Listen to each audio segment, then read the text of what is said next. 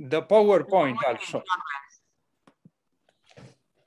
Are you able to see the PowerPoint? Yes.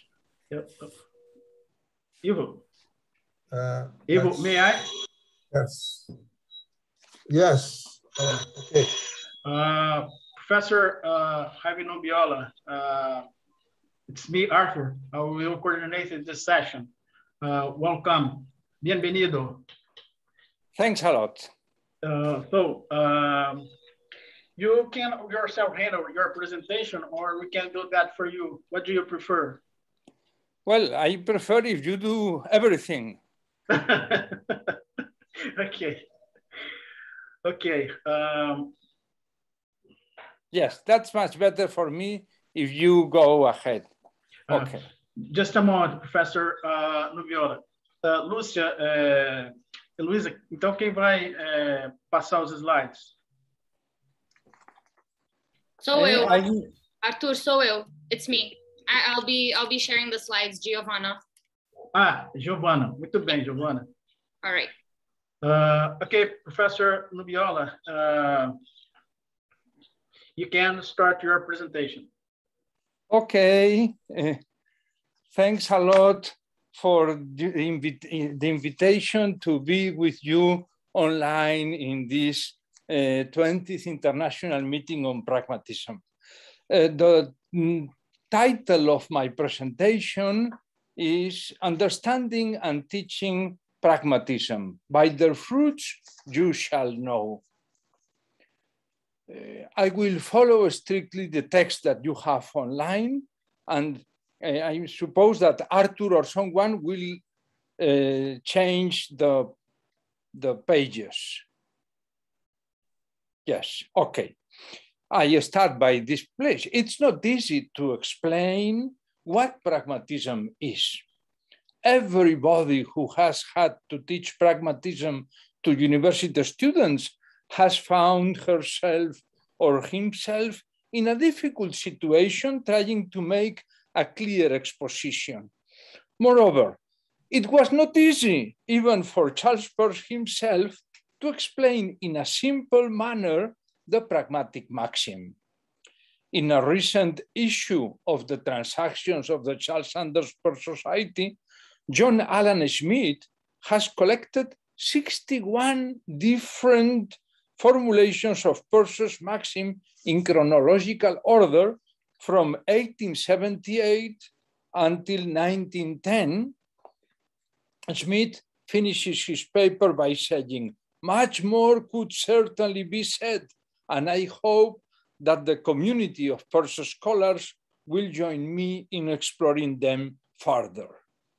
In my contribution today, I don't want to go into the technicalities of the pragmatic maxim, but I would like to share with you the fruits of my reflection of many years about how pragmatism can be more easily understood and taught.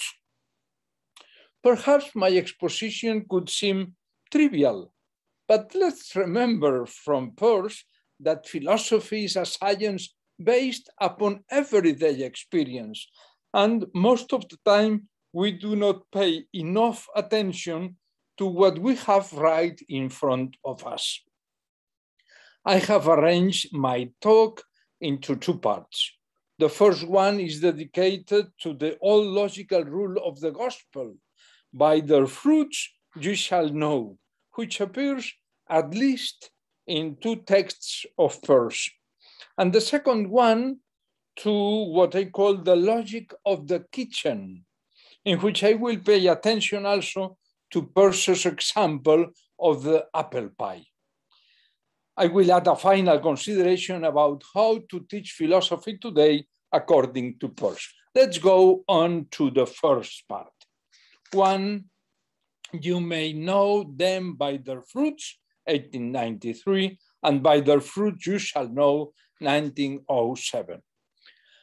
As most of you know, one of the projects of Charles Peirce in the last part of his life was to publish a big book on the art of reasoning, or How to Reason, a Critique of Arguments.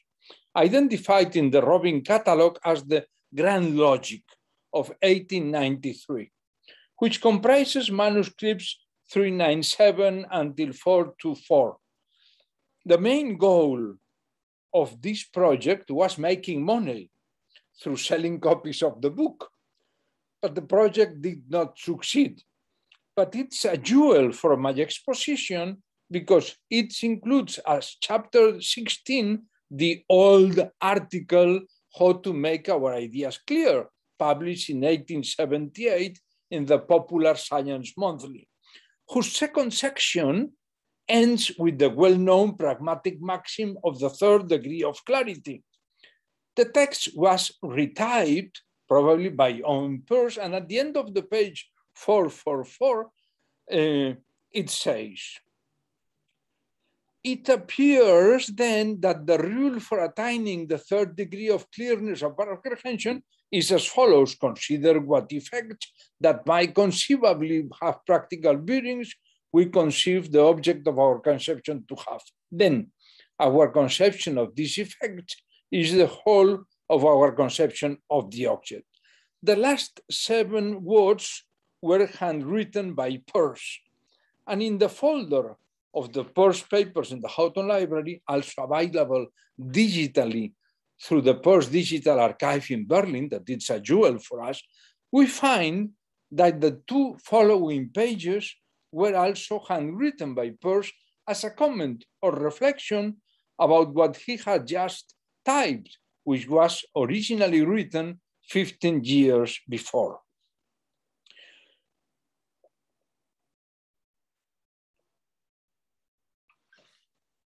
These 2 pages were printed as the 3 paragraphs of footnote 2 by the editors of the collected papers in collected paper 5402.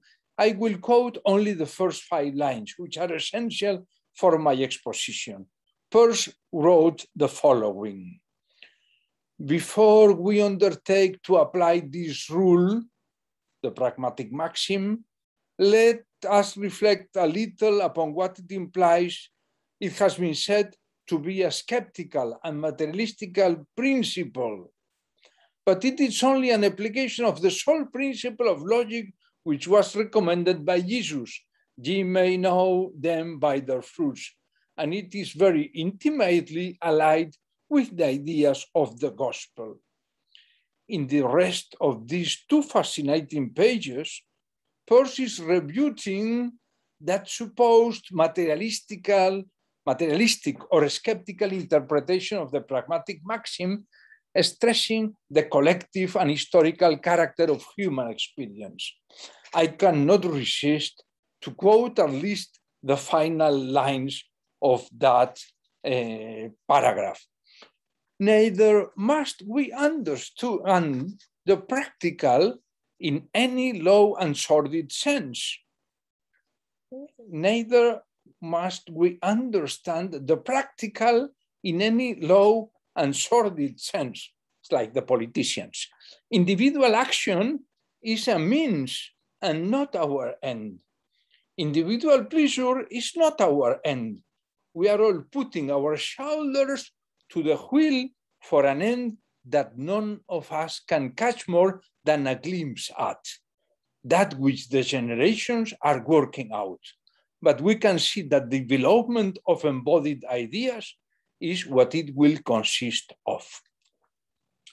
According to my research, until now, this text from 1893 is the first in which Charles Peirce quotes that passage from the Gospel of St. Matthew 7:20. You may know them by their fruits, as a principle from which the pragmatic maxim is an application. Peirce uses the translation from 1869 by George Noyes, professor of Hebrew and other Oriental languages at Harvard, and explains that this is the sole principle of logic recommended by Jesus and that it is very intimately allied with the ideas of the gospel. I would like to mention, by the way, that Charles Peirce was very familiar with the Gospels. For instance, he had bought copies of the New Testament in very different languages, including Zulu, Dakota, Hawaiian, Yagalu, and Magyar, to compare the grammar of the different language. Remember now, in some place he says that has been studying Basque through the gospel, a gospel in Basque. Well, let's go. This may sound strange to contemporary positivistic ears, but in recent years, persons' religious concerns are being increasingly recognized, perhaps as philosophically important as his scientific concerns. In recent times, even persons' regular religious practice in his Milford years has been documented, including at least occasionally weekday Eucharist services, which were the hallmark of Tractarian or Anglo-Catholic parishes. The second reference I have found in Peirce's texts to this supposed all-logical rule from the Gospel corresponds to the traditional reading in the King James Version, "By their fruits you shall know." It is mentioned in page 9 of the manuscript 318 of the year 1907 and was included in collected papers under the heading of the kernel of pragmatism, and also is included in the selection 28 of EP2 entitled Pragmatism. The editors write in this selection, Peirce come closer than any other to fully express his brand of pragmatism and to giving a clearly articulated proof. Let's quote the relevant paragraph. All pragmatists will further agree that their method of ascertaining the meanings of words and concepts is no other than that experimental method by which all the successful science, in which number nobody in his senses would include metaphysics, have reached the degrees of certainty that are severally proper to them today. This experimental method being itself nothing but a particular application of an older logical rule. By their fruits you shall know. Again, in this passage, Charles Peirce not only considers that saying an old logical rule, but he also asserts that the pragmatic method is a particular application of this rule in order to ascertain the meaning of words and concepts. It is an experimental method, and it is the method by which, through science, we reach certainty. For the audience not familiar with the Gospel, perhaps it might be useful to quote the whole passage that illuminates the sense of the rule. You shall know them by their fruits. Do men gather grapes of thorns or figs of thistles?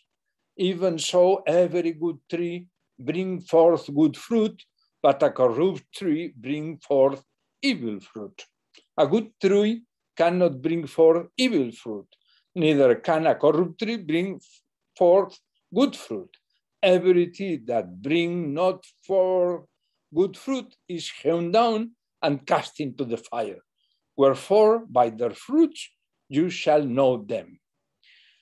Well, like most other things in the Gospels, this text reflects the common wisdom of the old Jewish society, but in this case, it also reflects our most common experience. We identify plants mainly by their fruits. We do not look for grapes from thorn bushes, but from grapevines. We have no privileged access to what kind of plant is a vegetal in front of us. We do not have a direct access to the essence of the plant. On the contrary, from the fruits, allied with the shape of the leaves, the smell, and so on, we infer what plant it is. There is no privileged knowledge of the essence, as the rationalist Cartesian tradition assumed, but it is an inferential process. That process is, of course, susceptible to failure. That is, it is fallible. but we are able to acknowledge our failures and to reach the truth, usually in a few steps. This is, according to me, the heart of pragmatism and of the pragmatic maxim. In sum, what I am suggesting here is that the easiest way to explain with clarity the strength and power of the pragmatic maxim is invoking, as Peels did in these two passages, that old rule of the gospel, you shall know them by their fruits. Let's move now to the second part, which I have titled The Logic of the Kitchen. In my lectures, my classes, I like to illustrate the presentation of the pragmatic maxim with what I call the logic of the kitchen. In part inspired by Peels' use of the example of the apple pie, but also by Susan Hack's insistence that our logic in daily matters is not very alien to the highest or deepest scientific reflection. There is a clear continuity between the more sophisticated reasonings in quantum physics and the ordinary reflection of menial tasks. Hack likes to stress, Foligu and Peels, that science is best understood not as a body of knowledge, but as a kind of inquiry.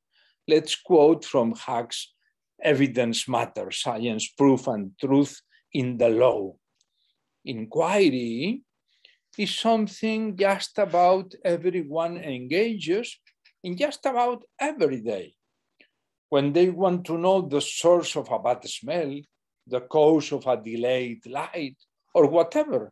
And it is the professional occupation of scientists, historians, detectives, investigative journalists, of legal and literary scholars, and of philosophers, among others.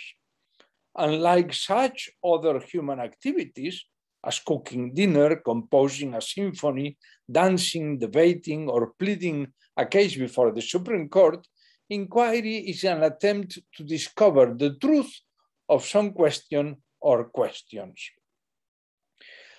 There are several important differences between trying to discover the truth of a question and cooking dinner. But both are human activities, determined by their purpose and their end by thirdness. In some sense, I like to think that teaching philosophy is an intermediate activity between theory and practice. In order to highlight what is to be a pragmatist, I would like to explain what I do in my classes. Sometimes I try to identify some good cook in the audience, and I invite him or her to explain to the rest of the course how he or she prepares some special cake following the recipe learned from his or her grandmother. The student is happy to become the main actor of the class and makes an effort to explain briefly the whole process.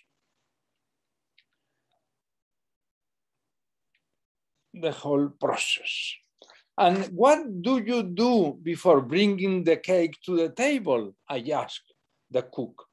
The student usually doubts his or her answer, but finally, perhaps with some of my help, they say that they try a bit of the cake to check if everything is okay, since it might have had a problem with the fire, the water, the flour, or the baking time.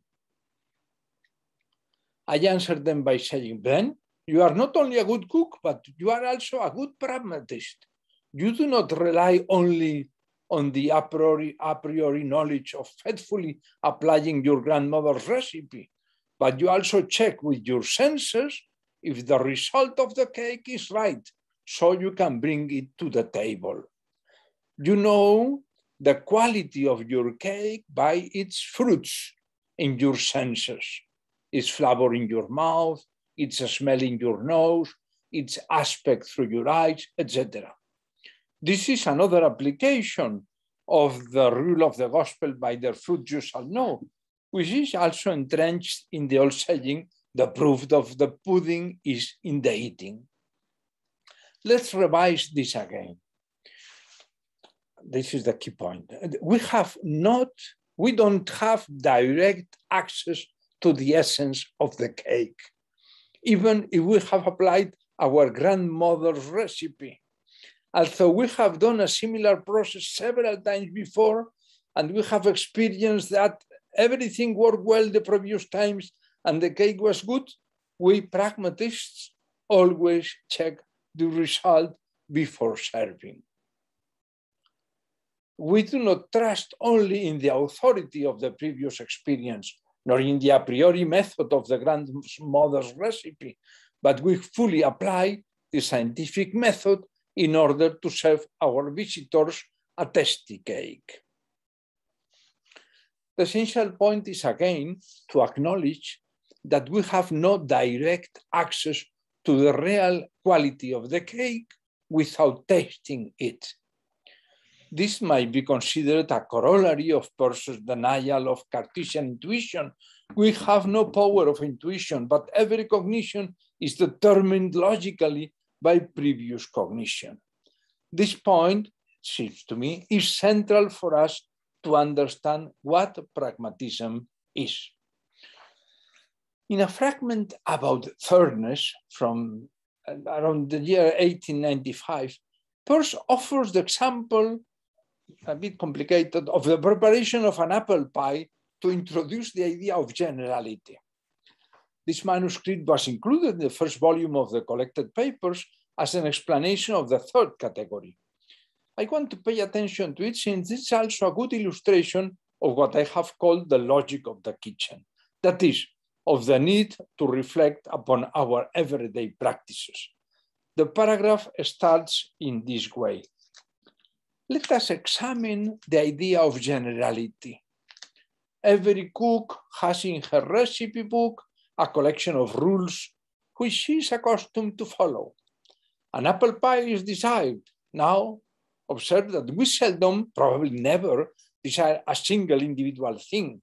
What we want is something which shall produce a certain pleasure of a certain kind. An apple pie then is desired, a good apple pie made of fresh apples with a crust moderately light and somewhat short, neither too sweet nor too sour, etc. But it's not any particular apple pie. This has to do with what this afternoon we were talking about, the particulars. For it is to be made for the occasion. And the only particularity about it is that it is to be made and eaten today. And then the illustration continues with the following. For that, apples are wanted. And remembering that there is a barrel of apples in the cellar, the cook goes to the cellar and takes the apples that are uppermost and handiest. That is an example of following a general rule. She is directed to take apples. Many times she has seen things which were called apples and has noticed their common quality. She knows how to find such things now. And as long as they are sound and fine, any apples will do. What she desires is something of a given quality. But what she has to take is this or that particular apple. What is desired is not a mere unattached quality. She has no particular apple pie. She particularly prefers to serve, but she does desire and intend to serve an apple pie to a particular person. Throughout her whole proceedings, she pursues an idea or dream without any particular thisness or thatness, or as we say, anxiety to it. But this dream she wishes to realize in connection with an object of experience, which as such does possess anxiety. And since she has to act, and action only relates to this and that, she has to be perpetually making random selection, that is, taking whatever comes handiest. Peirce's illustration of thirdness, of generality, is suggestive and highlights the point that I also want to stress on reflection upon everyday experience. Peirce explicitly spells out the moral of the story. The dream of the cook itself has no prominent thirdness. It is, on the contrary, utterly responsible. It is whatever it pleases. The object of experience as a reality is a second, but the desire in seeking to attach the one to the other is a third or medium. Let's move to the final consideration, how to teach philosophy according to Peirce. As most of you know, during 5 years, from the fall of 1879 until December 1884, Charles Peirce worked as a part-time lecturer in logic in the recently created Johns Hopkins University in Baltimore, where graduate studies involving research were developed for the first time in the United States. We have reliable information of Peirce's activity as a teacher. He was an inspiring teacher for committed and advanced graduate students, but perhaps unintelligible to others, as Paul Weiss summarizes in his early biography of Peirce. Too advanced perhaps for the ordinary student, he was a vital formative factor in the lives of the more progressive ones who remembered him later with affection and reverence. He treated them as intellectual equals and impressed them as having a profound knowledge of his subject. For instance, Christine Ladd Franklin, Peirce's student at Johns Hopkins, remarked that Peirce as a teacher did not attract by anything that could be called an inspiring personality, but rather by creating the impression that we had before us a profound, original, dispassionate, and impassionate seeker of truth.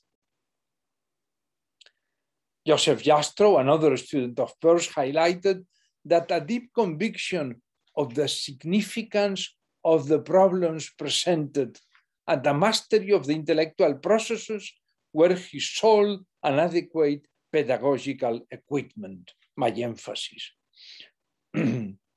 I love this quotation. It seems to me that most of the difficulties of teaching philosophy today arise from the frequent incapability of the teacher to show the significance of the problems of philosophy to the audience. Philosophy is not and cannot be only an academic exercise, but it is an instrument for the progressive, critical, and rational reconstruction of everyday living. For this reason, philosophy should start from real conversations and not from abstract ideas that are alien to the life and thought of the students and the teacher. Let's quote Charles Peirce again.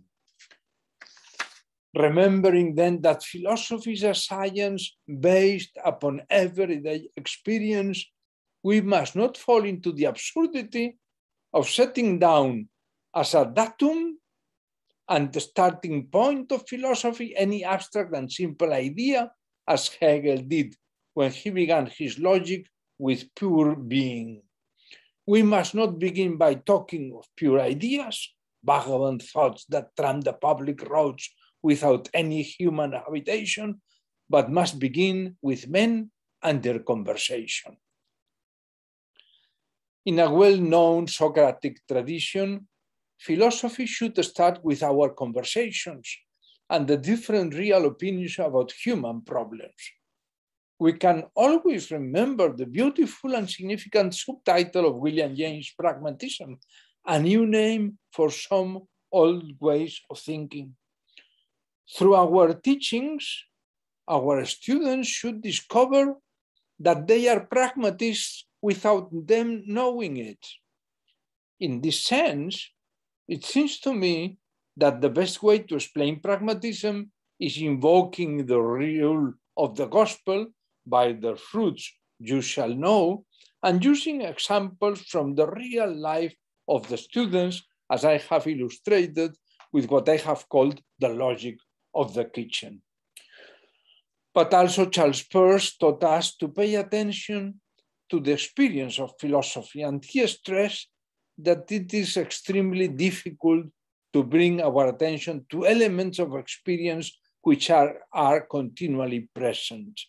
For we have nothing in experience with which to contrast them, and without contrast, they cannot excite our attention.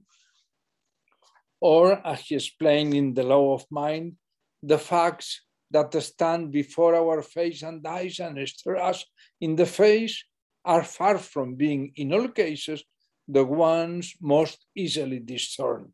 That has been remarked from time immemorial. Thank you very much for your attention.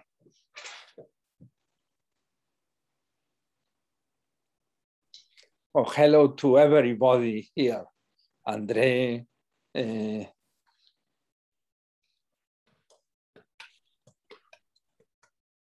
Congratulations, excellent. Thank you, Professor Nubiola from the University of Navarra. Muchas gracias. Now our colleague Mariana Broens will comment Professor Nubiola paper. After Mariana's comment, the audience can address directly the questions or can write them on the chat. Please, Mariana. Thank you, Artur. And muchas gracias, Professor Jaime. I'm going to speak in Portuguese, but my comments are translated in a very Port English way, okay? And that's it. Primeiramente, gostaria de agradecer à comissão organizadora do evento pelo trabalho excelente que efetuaram e que nos permite estar aqui, mesmo que apenas virtualmente,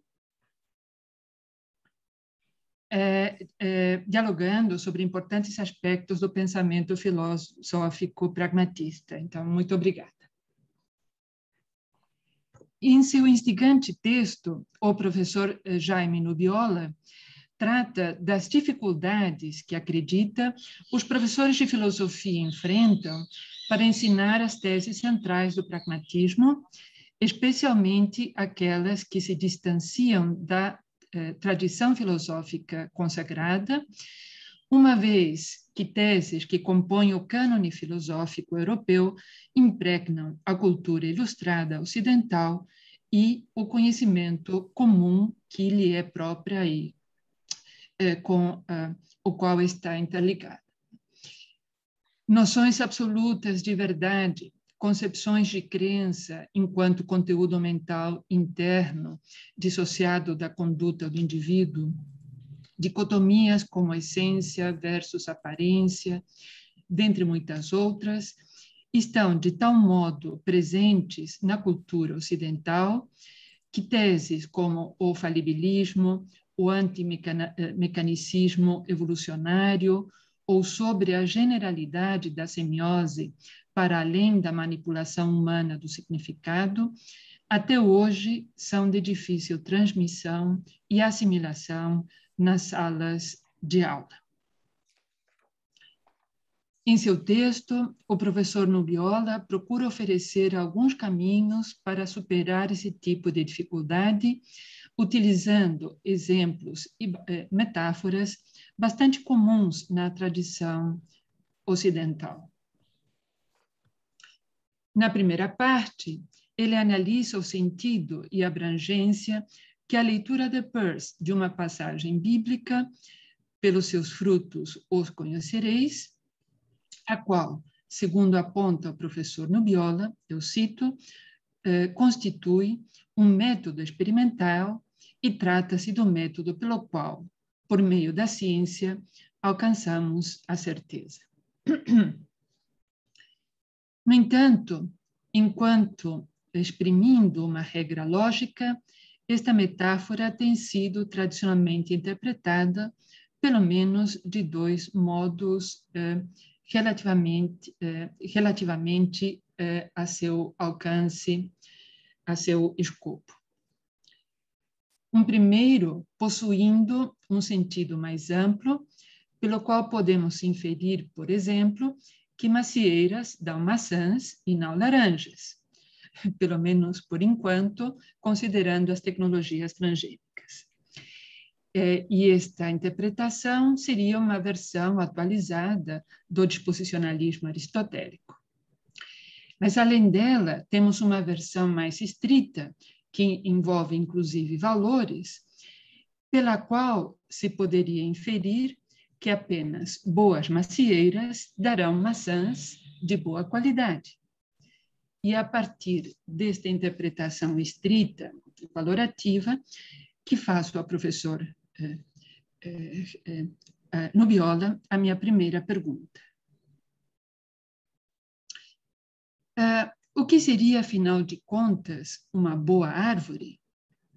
Como entender essa interpretação determinista, restrita, do que poderia ser entendido como uma árvore que dá bons frutos, especialmente se consideramos o falibilismo e o consequente antimecanicismo persiano? Na segunda parte de seu texto, o professor Nubiola retoma o exemplo apresentado por Peirce sobre a preparação de uma torta de maçã no contexto da lógica da cozinha. Em defesa de sua posição, o professor Nubiola cita Susan Hegg sobre a continuidade entre a lógica do conhecimento comum e a do conhecimento científico, mesmo quando se trata de áreas extremamente sofisticadas da ciência contemporânea, uma vez que tanto o conhecimento comum quanto o científico operariam a partir de processos de inquirição.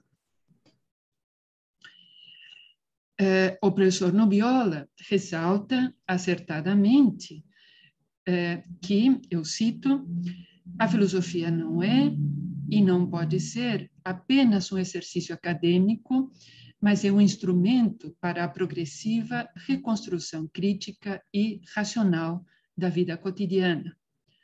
Por esta razão, a filosofia deve começar por conversações reais e não por ideias abstratas, alheias à vida e ao pensamento dos estudantes e dos professores. Considerando essa sugestão tão acertada do professor Nubiola, minha segunda pergunta é: como efetivamente implementar o ensino da filosofia baseado na inquirição no contexto contemporâneo em que enfrentamos cotidianamente avalanches de desinformação de todo tipo, inclusive em relação às certezas falibilistas, porém obtidas por meio de rigorosa investigação científica? E, concluindo, muito obrigada, professor Nubiola, por permitir-me refletir sobre esses importantes aspectos do ensino da filosofia numa perspectiva pragmatismo. Obrigado a vocês também pela atenção. Obrigado, Mariana. Thank you very much, Mariana. Now, Professor Nubiola, your word, yes. Your reply. Briefly, thanks a lot, Mariana, for studying my paper and for putting these two questions. Well, my impression is that you have liked my paper and you agree with the general position of my paper, saying that it's very difficult to explain pragmatism in degrees of philosophy in which our students are taught skepticism. How we are going against the mainstream of the philosophy taught in the classrooms. Okay, then you have two questions. My first answer can be a little rude, but the question is, what is a good apple tree? Well, but my answer, we have to ask to the gardener, to ask him, what is a good apple tree? And the good apple tree is the tree which the majority of the fruits that it produces are good. And if they are bad, he cuts the apple tree.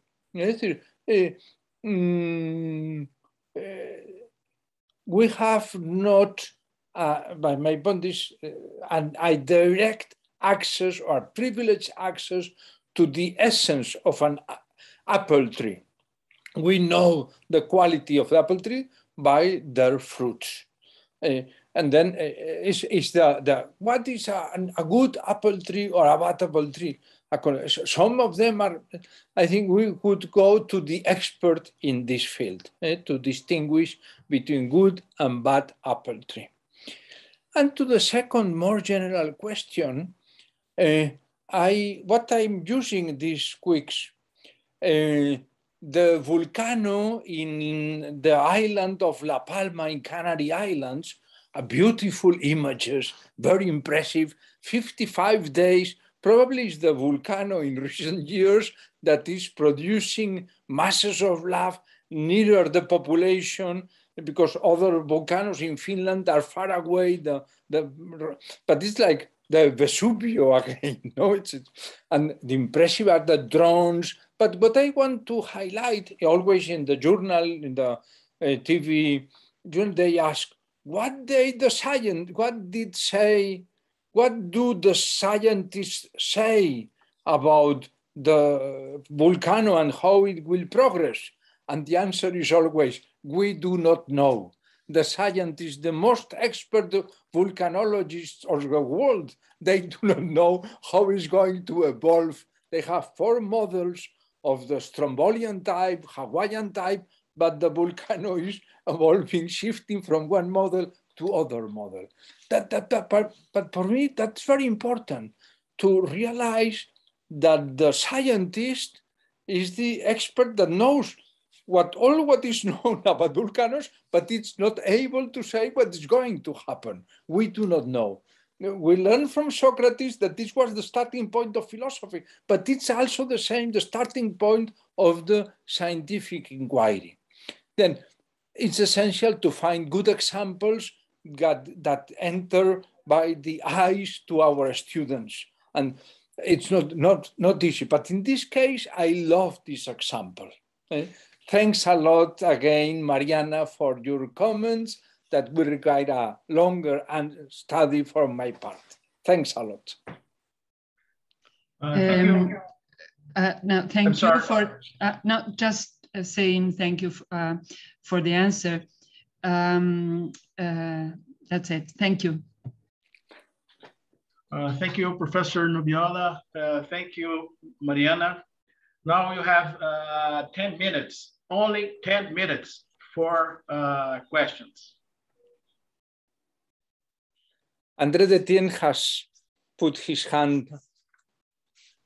André is asking for. Please, Professor Detienne.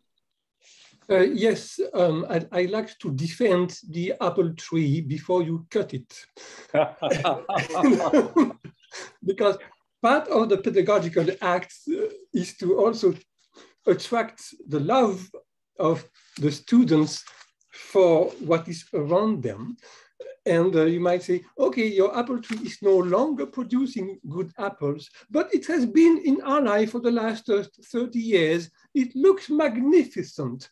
And we love the tree, and that matters a great deal as well. That is it.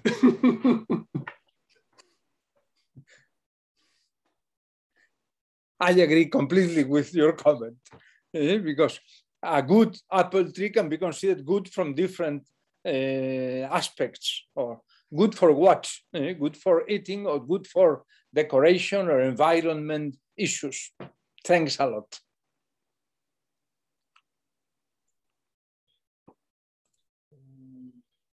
More questions? Or comments, or...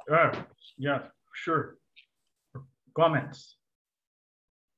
You can write the questions on the chat, if the case. Yes, Ivo is one to say something, Ivo. Yes. Well, congratulations for your excellent lecture. I like very much this sentence that Pelos took from the gospel. And then, well, I finished the 6th chapter of my old book, Cosmos Noetos, with this sentence, explaining the proper core of the pragmatism sense, meaning. And I would like to observe and to ask you your opinion if we should consider this maxim as a sort of kind of metaphor, and and to reflect on the proper logical sense of the sentence, which is we cannot access the general predicates of any being unless through how it acts in existence, how it acts in secondness, and so how it make appear its consequence as particular facts, which is open to every mind, every cognitive mind. We do not have access to the general, which you called properly as essence. I'm calling general and the duality between general and particular, which is, let's say, vocabulary came from logic. Very briefly, I like your comment and your general exposition about this point. I have been intrigued about the idea of that this expression of the gospel by the fruits you will know, calling this a logical rule. I have tried to do some research in 19th century, and nobody says that this is a logical rule. I have spoken with Biblists, and for them, there's nothing with logic. Just this common sense wisdom, or common sense Jewish wisdom of the time, but not a logical rule. And for me, this would be intriguing to discover from the source or where of it was, where does come this idea of this being an old logical rule? But I'm completely clueless. I have not found anything about that, and I have done some short or little research on that. Thanks a lot for your comments. Sorry, one minute, only to complete. I highlighted this sentence as a logic rule in my book. It's interesting because I understood this as a logical rule, and then I will research that, Don. I take note. Okay, it's in the end of the 6th chapter of my Cosmos Noetos. It's a brilliant use Peirce did on this passage of the gospel. Okay, thank you. Hi, Bob. Good to see you. Your question. We don't hear you. Bob, you have no sound. Bob, open your sound. Okay, can you hear me now? Yeah. Now. Yes. Okay, you can hear me. Yes. Okay, perfect. I was reminded of the whole Wittgenstein's notion that philosophy suffers from a too meager a diet of examples. And I think that's absolutely clear. But I always, when I was teaching my courses, I taught exactly the way you're doing here. Namely, I always used the analogy of the scissors, that the course involved an upper blade and a lower blade. And the lower blade was the whole world of experience. And the question we had was, what upper blade is exemplified? What upper blade of concepts is exemplified? How do we find the concepts that we need? to begin to explain what our experiential issues are. And the trick was always to bring those two blades together so that you could cut through the problematic situations, yes, exactly, in which we were living, except we don't use them as a weapon. That's what, in listening to your talk, that ran through my mind, namely the terrible diet that philosophy has offered up to students, where language goes on holiday, we spin our wheels, and we are completely, we never cut into experience itself, so that the students never are engaged in that way. And I don't know whether you would be forced to talk about it as a pragmatic rule or as a central rule of pragmatism. It's actually a rule that is exemplified in all those books that draw us to them, whether they're in philosophy or something else. That's the exemplification that I saw, that philosophy then breaks the frame, or this type of philosophy breaks the frame of professional philosophy, yes, while leaving it in place. Thanks a lot, Bob, because I know that you have been a wonderful professor for your students. And I love your quotation of Wittgenstein and the unilateral diet of examples in philosophy. It brings to my memory now how the example of Aristotle about analogical terms, that is healthy, is used 2,300 years later as the typical example of analogical term, because it's very difficult to find good examples. And I want to bring right now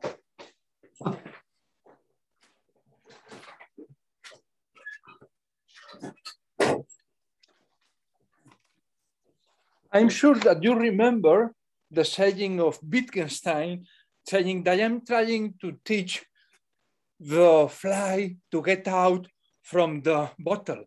Well, this is I don't remember now the British term for this, but it's of the 1920s from a Catalan garden.